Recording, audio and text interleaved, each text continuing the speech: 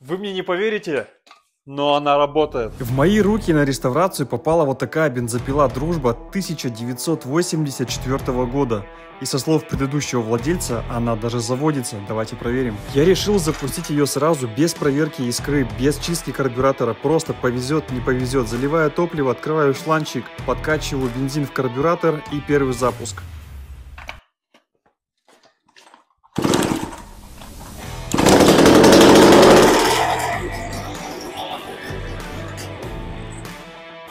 Охренеть!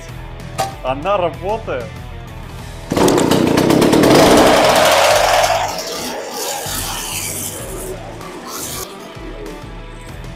Ну что ж, это очень сильно облегчает задачу, потому что не придется перебирать двигатель, а только лишь разобрать вот это все железо и покрасить.